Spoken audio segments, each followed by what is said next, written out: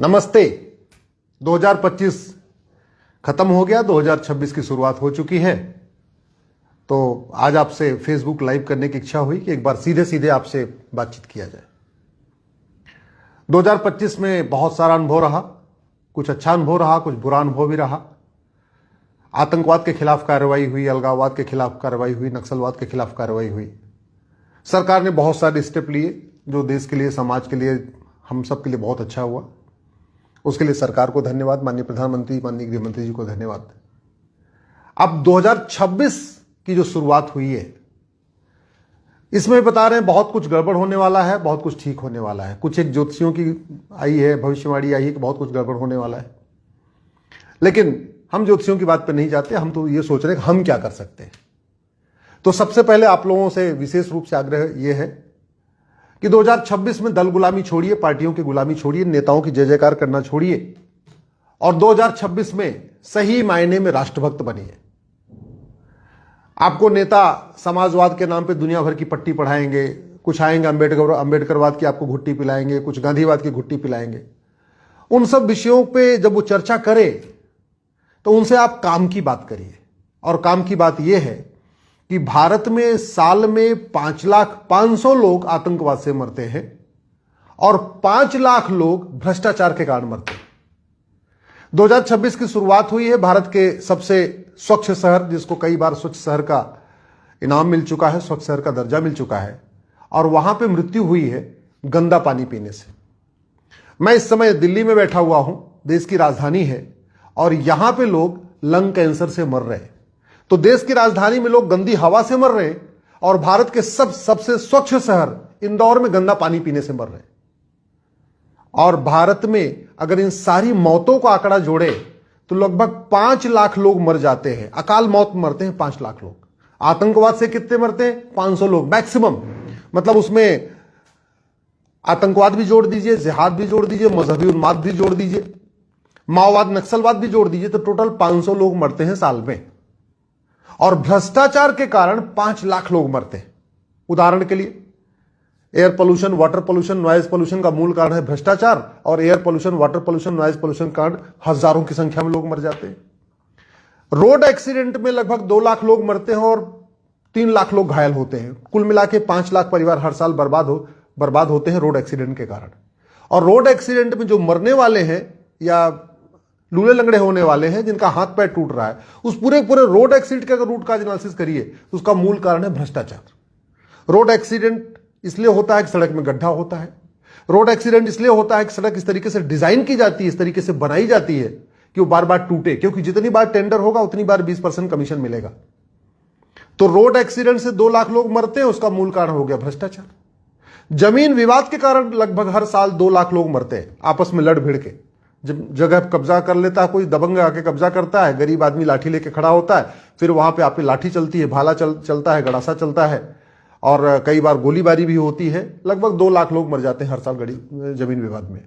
UP में बहुत होता है, बिहार में घटना बहुत होती है, झारखंड, पूरे देश में जमीन विवाद में अगर टोटल कैलकुलेशन कर लीजिए लगभग 2 लाख लोग मरते हैं। और ये जमीन विवाद का मूल कारण भी है भ्रष्टाचार और घटिया कानून। तो सीधे सीधे 4 लाख तो यही हो गए, 2 लाख रोड एक्सीडेंट से, 2 लाख जमीन विवाद से, और बाकी एयर पोल्यूशन कांड, वाटर पोल्यूशन कांड, नॉइज पोल्यूशन कांड। और सीधे मरते भी नहीं है, पहले घर का 4-10 लाख रुपए बर्बाद हो जाता है हॉस्पिटल में, किडनी खराब हो जाएगी, इलाज कराएंगे, फिर मर जाएंगे। कैंसर होगा, 10-20 लाख रुपए घर का खर्च हो जाएगा, जो जमीन बिक जाएगी, घर कर्जा बढ़ जाएगा, फिर मरते हैं। दुर्भाग्य देखिए, ये जो 5 लाख लोग साल में मर रहे हैं घटिया कानून कांड, भ्रष्टाचार कांड, इसके ऊपर चर्चा ही नहीं हो रही है। लोग मर रहे हैं नकली दवा खा के, लोग मरते हैं नकली दूध पी के, नकली शराब पी के, नकली जो है घी खा के मर रहे हैं, नकली मिठाइयां खा के लोग मर रहे हैं। बस ये अलग है कि रोड एक्सीडेंट में झटके में मर जाते हैं, इसमें ग्रेजुअली धीरे धीरे मरते हैं। कोई 2 साल में मरता है, कोई 3 साल में मरता है, कोई 4 साल में मरता है। पहले बीमार होते हैं, फिर बीमारी बढ़ती है, कैंसर होता है, पहले स्टेज 1 का कैंसर, फिर स्टेज 2 का कैंसर, स्टेज 3 का कैंसर। और ये जो इसके ऊपर न संसद में चर्चा हो रही है, न विधानसभा में चर्चा हो रही है, और न मीडिया में चर्चा हो रही है, न खबर पालिका में इस भ्रष्टाचार के ऊपर चर्चा हो रही है, न आपकी न्यायपालिका में इस भ्रष्टाचार के ऊपर चर्चा हो रही है, न विधायिका में इसके ऊपर भ्रष्टाचार पर चर्चा हो रही है, और न जनपालिका में तथाकथित जो बहुत सारे भारत में बुद्धिजीवी हैं, पत्रकार हैं, कलमकार हैं, यूट्यूबर हैं, वो भी इस 5 लाख मौत के ऊपर शांत होकर बैठे हुए। आतंकवाद पे चर्चा होती है, आतंकवाद से मरने वालों पे चर्चा होती है, आतंकवाद के बाद बड़े बड़े ऑपरेशन भी होते हैं, सरकार भी बहुत सारे स्टेप उठाती है, लेकिन ये जो 5 लाख लोग बेमौत मर रहे हैं, अकाल मौत मर रहे हैं, इसके ऊपर कोई चर्चा नहीं हो रही है।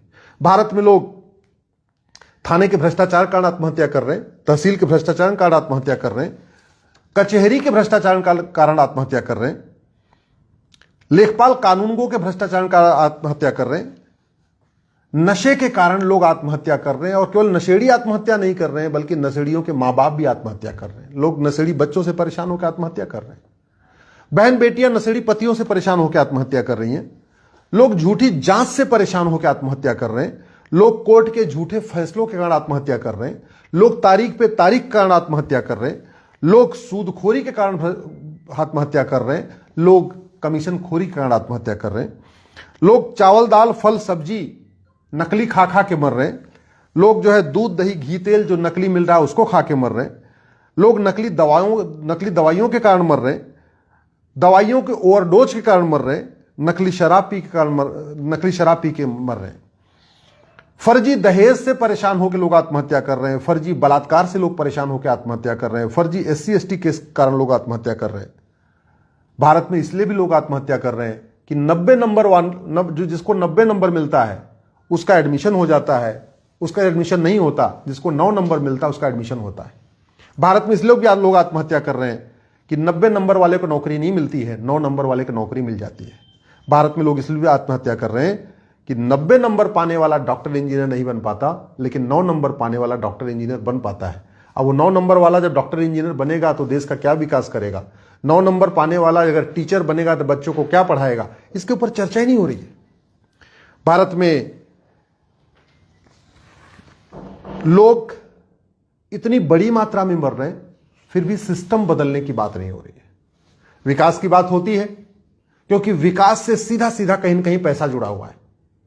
हॉस्पिटल बनता है क्योंकि जहां हॉस्पिटल बनता है वहां के लोग वोट देते हैं और हॉस्पिटल का जितने का टेंडर होता है उसका 20% कमीशन मिल जाता है। स्कूल बनता है क्योंकि जहां स्कूल बनता है उससे वोट मिलता है और स्कूल का जो टेंडर होता है उसका 20% नोट मिल जाता है।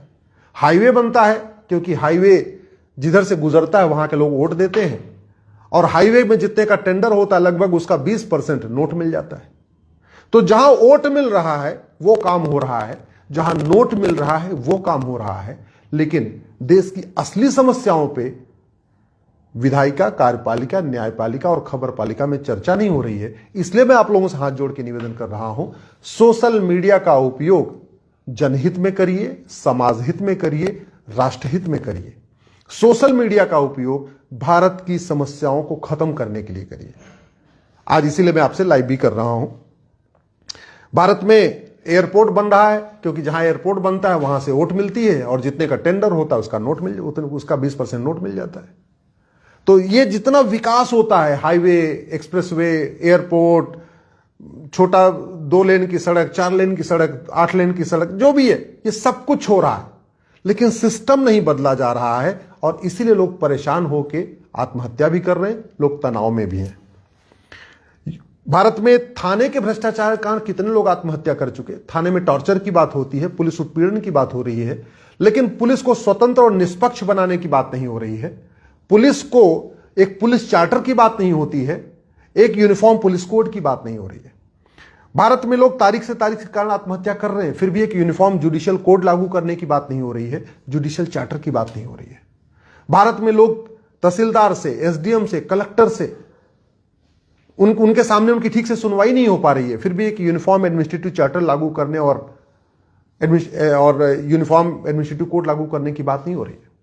भारत में इतना ज्यादा स्कूलों में और भेदभाव होता है, जहां 200 रुपये फीस लगती है वहां अलग कुछ किताब चल रही है, जहां 500 रुपये फीस है वहां की अलग किताब है, जहां 10,000 20,000 रुपये फीस देते हैं वहां अलग किताब है। मंत्री के बच्चे की किताब अलग है, संतरी के बच्चे की किताब अलग है, फिर भी भारत में यूनिफॉर्म एजुकेशन कोड लागू करने, यूनिफॉर्म एक एजुकेशन चार्टर लागू करने, यूनिफॉर्म सिलेबस, यूनिफॉर्म करिकुलम लागू करने पर चर्चा नहीं हो रही है। भारत में यूनिफॉर्म टैक्स के कारण टैक्स में जो टैक्स टेररिज्म चल रहा है, टैक्स का जो एक्सटॉर्शन हो रहा है, उससे बहुत लोग परेशान हैं। फिर भी यूनिफॉर्म टैक्स कोड लागू करने और टैक्स चार्टर लागू करने की बात नहीं हो रही है।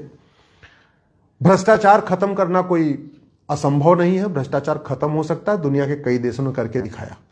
और एक बात मैं पूरी जिम्मेदारी के साथ कह रहा हूं, भारत में जितनी समस्या है इसमें से एक भी समस्या विश्वव्यापी नहीं है। भारत में जितनी समस्याएं हैं उसमें एक भी समस्या ऐसी नहीं जिसका इलाज नहीं हो सकता। कोई भी समस्या साल भर के अंदर कम से कम 90% तो साल भर के अंदर खत्म की जा सकती है। दुर्भाग्य देखिए 75 साल बीत गए, लेकिन जो समस्याएं हैं वो बढ़ रही हैं। पहले 40% लोग, जब 40 करोड़ देश की आबादी थी तो 4 करोड़ लोग गरीब थे, यानी 10% लोग गरीब थे। अभी 150 करोड़ आबादी हो गई, 85 लगभग 83 करोड़ लोगों को मुफ्त में राशन देना पड़ रहा है, तो गरीबी तो बढ़ रही है। पहले 10% गरीब थे, अभी लगभग 55% गया, 60% के आसपास गरीब हो गए। हालत यह हो गई है कि केवल पॉल्यूशन के कारण ही नहीं बल्कि गरीबी, भूखमरी, कुपोषण, प्रदूषण के कारण भी लोग आत्महत्या कर रहे हैं, और इसके ऊपर कहीं चर्चा ही नहीं हो रही है। हम बात करते हैं राम राज्य की, लेकिन राम राज्य कैसे आएगा इसके ऊपर चर्चा नहीं हो रही है। हम बात करते हैं हिंदू राष्ट्र की, लेकिन हिंदू राष्ट्र में क्या क्या बदलाव होगा इसके ऊपर चर्चा ही नहीं हो रही है। हम बात करते हैं परम वैभव की, लेकिन परम वैभव तो तब आएगा ना जब भ्रष्टाचार खत्म होगा। राम राज्य तो तब आएगा जब भ्रष्टाचार खत्म होगा। विकसित भारत तब बनेगा जब भ्रष्टाचार खत्म होगा। वीर सावरकर, गुरु गोलवलकर जी का सपना तब साकार होगा जब भ्रष्टाचार खत्म होगा। बाबा साहब अंबेडकर का सपना तब साकार होगा जब भ्रष्टाचार खत्म होगा। गांधी और सरदार पटेल का सपना तब साकार होगा जब भ्रष्टाचार खत्म होगा। लोहिया जी और दीनदयाल जी का सपना तब साकार होगा जब भ्रष्टाचार खत्म होगा। शिवाजी महाराज और साहू जी महाराज का सपना तब साकार होगा जब भ्रष्टाचार खत्म होगा। जब तक भ्रष्टाचार खत्म नहीं होगा तब तक जातिवाद खत्म नहीं होगा, क्योंकि जातियों का जहर घोलने के लिए कालाधन हवाला के जरिए फंडिंग हो रही है। जब तक भ्रष्टाचार खत्म नहीं होगा तब तक भाषावाद खत्म नहीं होगा, क्योंकि भाषावाद को प्रमोट करने के लिए, भाषा का जहर घोलने के लिए बहुत बड़ी मात्रा में कालाधन हवाला से फंडिंग हो रही है। जब तक भ्रष्टाचार खत्म नहीं होगा तब तक क्षेत्रवाद खत्म नहीं होगा, क्योंकि भारत में क्षेत्र के आधार पर बांटने के लिए बहुत बड़ी मात्रा में फंडिंग होती है। जब तक भ्रष्टाचार खत्म नहीं होगा तब तक पंथवाद नहीं खत्म होगा, तब तक मजहबी उन्माद नहीं खत्म होगा, क्योंकि इसके लिए भी फंडिंग होती है। और वैसे भी जाति का जहर घोलते हैं नेता, भाषा का जहर घोलते हैं नेता, क्षेत्र का जहर घोलते हैं नेता, मजहबी उन्माद फैलाते हैं नेता। भारत की समस्याओं पे चर्चा करते हैं नेता, लेकिन समाधान नहीं करते। और वो सारी समस्याओं पे चर्चा करके केवल उनका लक्ष्य यही है कि वो पार्षद बन जाए, प्रधान बन जाए, सांसद बन जाए, विधायक बन जाए। समाधान इसलिए नहीं करना चाहते कि समाधान अगर हो जाएगा तो जनता कुछ और सवाल पूछना शुरू करेगी। समस्या में फंसी रहेगी जनता तो सवाल पूछेगी नहीं।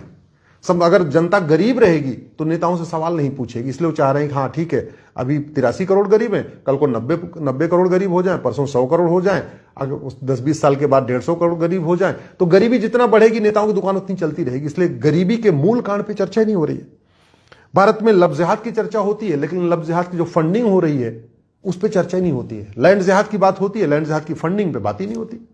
घुसपैठ की बात होती है, घुसपैठ का मूल कारण भ्रष्टाचार है। घुसपैठिए 2000 रुपए दे के आते हैं, 2-2000 रुपए में 5-6 डॉक्यूमेंट बनवा लेते हैं, वोटर आईडी बनवा लेते हैं, उस पर चर्चा ही नहीं हो रही।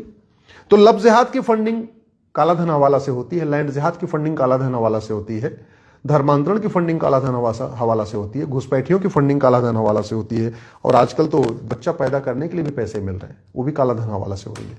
तो सारी समस्या की बात हो रही है, लेकिन उसकी जो उसका मूल कारण है कालाधन हवाला भ्रष्टाचार, उसके ऊपर चर्चा नहीं हो रही है। और ये कालाधन हवाला भ्रष्टाचार 90% साल भर के अंदर खत्म किया जा सकता है। वास्तव में अगर हमें एक स्वतंत्र भारत बनाना है तो भी भ्रष्टाचार खत्म करना पड़ेगा। भ्रष्टाचार खत्म किए बिना संप्रभु भारत नहीं बन सकता, भ्रष्टाचार खत्म किए बिना स्वस्थ भारत नहीं बन सकता, भ्रष्टाचार खत्म किए बिना संपन्न भारत नहीं बन सकता, भ्रष्टाचार खत्म किए बिना सबल भारत नहीं बन सकता, भ्रष्टाचार खत्म किए बिना स्वच्छ भारत नहीं बन सकता, भ्रष्टाचार खत्म किए समृद्ध भारत नहीं बन सकता, भ्रष्टाचार खत्म किए बिना शाश्वत भारत नहीं बन सकता, भ्रष्टाचार खत्म किए बिना सशक्त भारत नहीं बन सकता, भ्रष्टाचार खत्म किए बिना सुरक्षित भारत नहीं बन सकता, भ्रष्टाचार खत्म किए बिना स्वावलंबी भारत नहीं बन सकता, भ्रष्टाचार खत्म किए बिना स्वाभिमानी भारत नहीं बन सकता, भ्रष्टाचार खत्म किए बिना संवेदनशील भारत नहीं बन सकता, भ्रष्टाचार खत्म किए बिना वीर सावरकर, गुरु गोलवलकर जी का सपना साकार नहीं हो सकता, भ्रष्टाचार खत्म किए बिना पेरियार और बाबा साहब अंबेडकर का सपना साकार नहीं हो सकता, भ्रष्टाचार खत्म किए बिना गांधी पटेल का सपना साकार नहीं हो सकता, भ्रष्टाचार खत्म किए बिना लोहिया और दीनदयाल जी का सपना साकार नहीं हो सकता, भ्रष्टाचार खत्म किए बिना शिवाजी महाराज, संभाजी महाराज और साहू जी महाराज का सपना साकार नहीं हो सकता। दुर्भाग्य देखिए, भ्रष्टाचार कैसे खत्म किया जाए इसके ऊपर न लोकसभा में चर्चा, न विधानसभा में चर्चा, न राज्यसभा में चर्चा, न सुप्रीम कोर्ट में चर्चा, न मीडिया में चर्चा। न यूट्यूबर जो पॉडकास्ट में चर्चा, दुनिया भर के पॉडकास्ट हो रहे हैं, भ्रष्टाचार कैसे खत्म किया जाए वहां पे भी चर्चा नहीं हो रही। और मैं गारंटी के साथ कहता हूं 90% भ्रष्टाचार साल भर के अंदर खत्म हो सकता है। कैसे, आपको बताता हूं। भारत में सरकारी आंकड़े ये बताते हैं कि 80% लोग पर डे 100 रुपए से कम खर्च करते हैं, और जो 20% ज्यादा खर्च करते हैं, पर डे 100 रुपए से ज्यादा खर्च करते हैं, उनके पास एटीएम, पेटीएम, भीम, UPI, debit card, credit card सब कुछ है। यानी 100 रुपए से बड़े नोट की जरूरत ही नहीं है। और ये इकोनॉमिक फिलॉसफी है, ये सिद्धांत है कि जितनी बड़ी करेंसी होती उतना ज्यादा ब्लैक मनी होता है, जितनी बड़ी करेंसी होती उतना ज्यादा हवाला होता है, जितनी बड़ी करेंसी होती उतना ज्यादा करप्शन होता है, और जितनी ज्यादा करप्शन होता है उतनी ज्यादा अराजकता होती है। मैंने पहले आपको बताया, आतंकवादियों की फंडिंग काला धन हवाला से, अलगाववादियों की फंडिंग काला धन हवाला से, माओवादियों की फंडिंग काला धन हवाला से, नक्सलियों की फंडिंग काला धन हवाला से, डेमोग्राफी बदलने की फंडिंग काला धन हवाला से।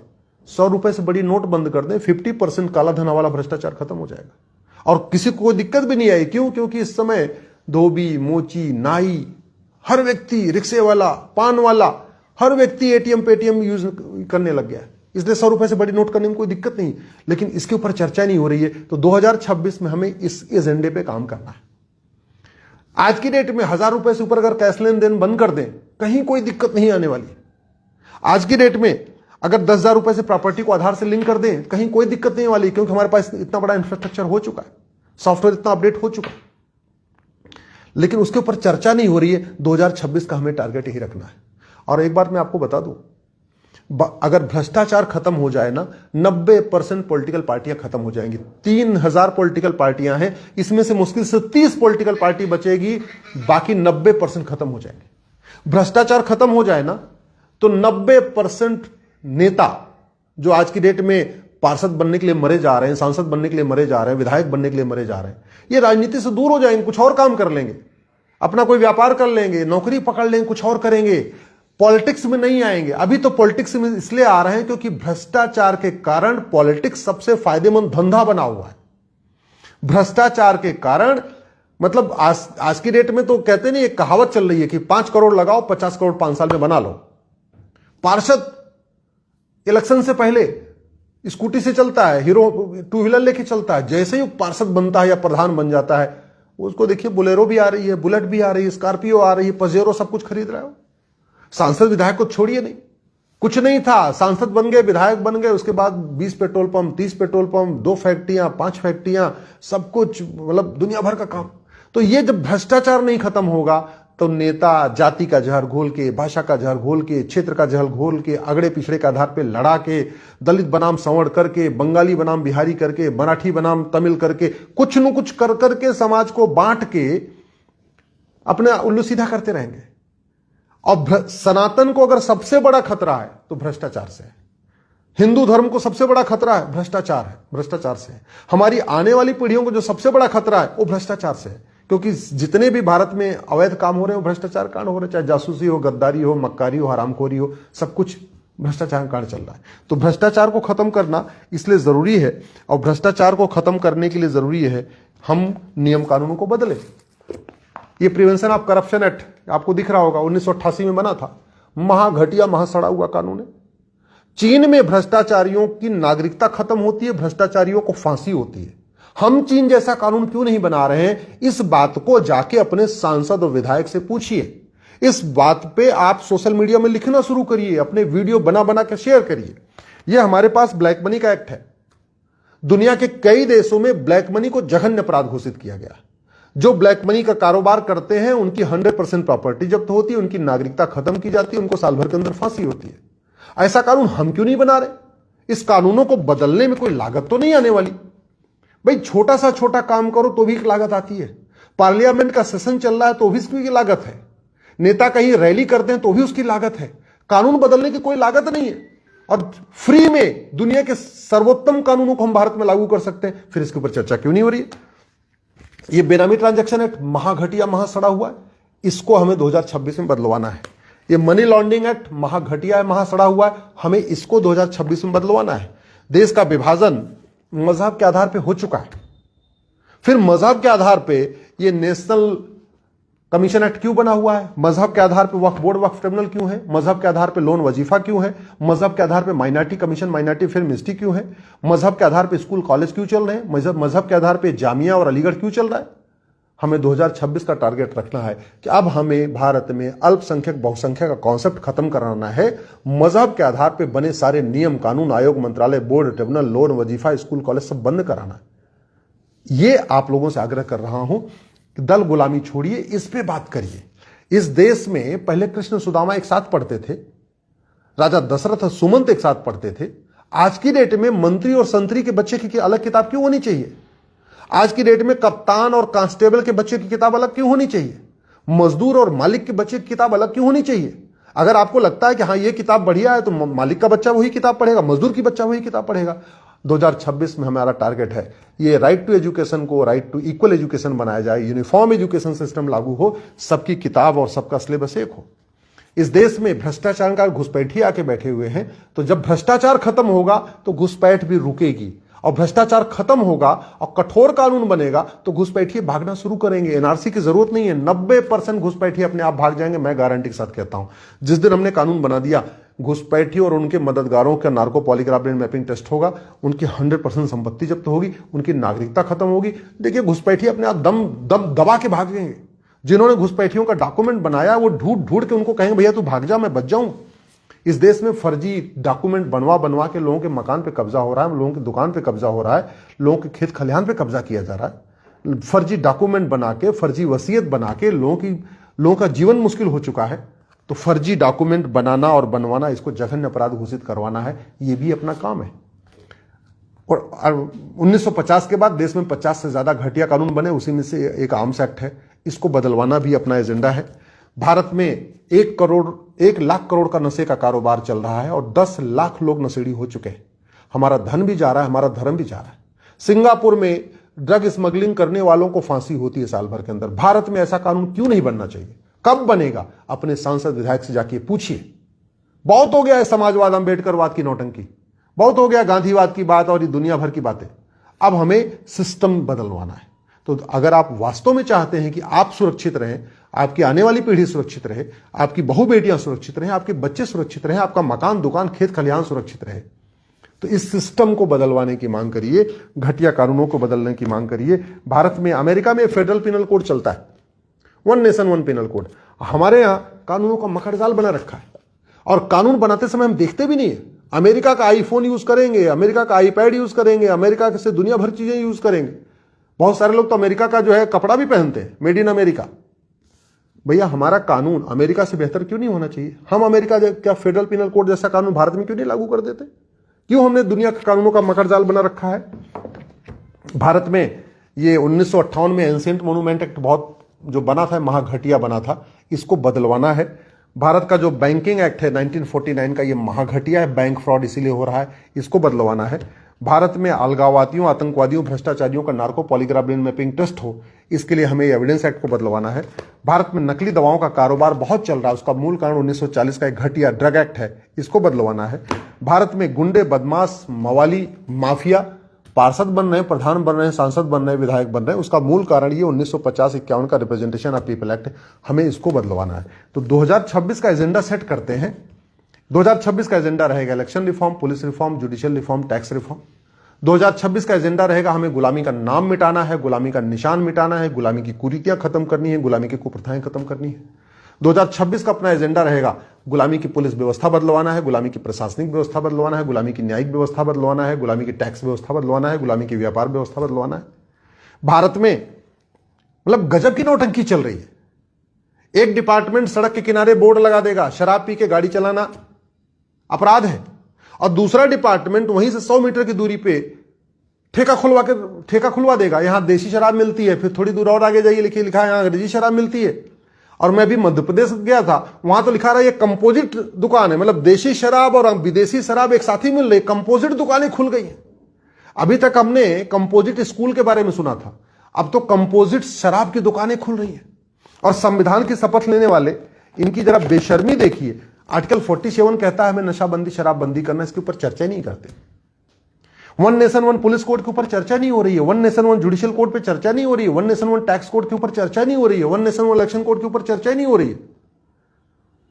आइए हम सब लोग मिलकर 2026 का एक टारगेट सेट करें। इस एक वर्ष न पार्टियों की गुलामी, न नेताओं की गुलामी, केवल और केवल मुद्दे की बात, केवल और केवल सही बात, केवल और केवल समाज की बात, केवल और केवल जनता की बात, केवल और केवल राष्ट्र की बात। जो सही होगा उसको बोलेंगे, जो सही होगा उसको लिखेंगे, जो सही होगा उसको बार बार बोलेंगे, और जो सही बात है उसको लेके अपने अपने सांसद से मिलिए, विधायक से मिलिए। एक आग्रह यह भी है, फेसबुक पे 5000 फेसबुक फ्रेंड बना लीजिए। जैसे अभी मैं आपसे चर्चा कर रहा हूं, अगर आपको हमारी चर्चा ठीक लगती है तो आपने सुन लिया, लेकिन अगर आपके 5000 फेसबुक फ्रेंड होंगे और इस चर्चा को आप अपने फेसबुक पे शेयर कर देंगे तो आपके जो 5000 फ्रेंड हैं वो भी उसको सुनेंगे। तो अपने नाम के 5000 लोगों को नाम अपना फ्रेंड बना लीजिए। आपका नाम अगर वीरेंद्र है तो 5000 वीरेंद्र को फ्रेंड बनाइए, आपका नाम सोनू है तो 5000 सोनू को फ्रेंड बनाइए, आपका नाम पारस है तो 5000 पारस को अपना फ्रेंड बनाइए, आपका नाम सचिन है तो 5000 सचिन को फ्रेंड बनाइए, आपका नाम मिलिंद है तो 5000 मिलिंद को फ्रेंड बनाइए, आपका नाम रोहित है तो 5000 रोहित को फ्रेंड बनाइए, आपका नाम आर्यन है तो 5000 आर्यन को फ्रेंड बनाइए। अपने अपने नाम के 5000 लोगों को अपना फेसबुक फ्रेंड बनाइए। महीने में एक बार अपने विधायक से मिलिए, महीने में एक बार अपने सांसद से मिलिए, और जो सच है उसको लिखना शुरू करिए। एक साल के लिए अगर भारत की जनता, खासतौर पे पढ़े लिखे लोग, खासतौर पे युवा, मिडिल क्लास, अगर पार्टियों की गुलामी छोड़ दे, सच बोलना शुरू कर दे, सच लिखना शुरू कर दे, सच पे चर्चा करना शुरू कर दे, मैं कहता हूं देश बदल जाएगा। ये 2026 हमारे जीवन के लिए बहुत बड़ा एक लैंडमार्क ईयर हो जाएगा। तो इसी के साथ मैं अपनी बात खत्म करता हूं। शेष आप लोग हमसे यूट्यूब पे जुड़े रहते हैं, मैं उसके लिए आपका आभार व्यक्त करता हूं। फेसबुक पे जुड़े रहते हैं, उसके लिए आपका आभार व्यक्त करता हूं। ट्विटर, इंस्टाग्राम पे आप जुड़े हुए हैं, हमारी बात को अधिक से अधिक पहुंचा रहे हैं, उसके लिए आपका आभार व्यक्त करता हूं। आपको जिन विषयों पे 2026 में पीआई, आपको लगता है कि इन विषयों पे और पीआईएल होनी चाहिए, तो आप कमेंट सेक्शन में वो विषय जरूर लिखिए। आप इस लिंक पे कमेंट में जाके अपनी मन की बात लिखिए। हम सारे कमेंट पढ़ेंगे, कोशिश करेंगे, हम पढ़ेंगे नहीं तो हमारे सहयोगी इसको पढ़ेंगे, और जो विषय अभी हमसे अछूते रह गए हैं उन विषयों पे हम पीआईएल फाइल करेंगे 2026 में। अपने अपने जिले में अपने सामाजिक संगठनों से मिलकर सार्वजनिक चर्चा शुरू करिए। अभी तक 500 जिलों 500 कार्यक्रम हमने कर लिया है। 2025 में 130 कार्यक्रम हुआ, अंतिम कार्यक्रम देवास में था 130वां कार्यक्रम। 2026 की शुरुआत अभी हो रही है। इस साल भी हम कोशिश करेंगे कम से कम 125 जिलों में जाने का। यूनिवर्सिटी में जाएंगे, कॉलेज में जाएंगे, ऑडिटोरियम, जहां भी आप लोग बुलाएंगे हम वहां आएंगे। लेकिन इसकी शुरुआत अभी से कर लीजिए। हमें 2026 को केवल और केवल सिस्टमेटिक रिफॉर्म के लिए यूज करना है, और वो हो सकता है जिस दिन, क्योंकि आप सब लोग अगर लिखना शुरू कर दें, बोलना शुरू कर दें, आप सब लोग खुल के इस पे बोलना शुरू कर दें, बदल जाएगा, सिस्टम बदल जाएगा। बहुत बहुत धन्यवाद, बहुत बहुत आभार। जय श्री राम।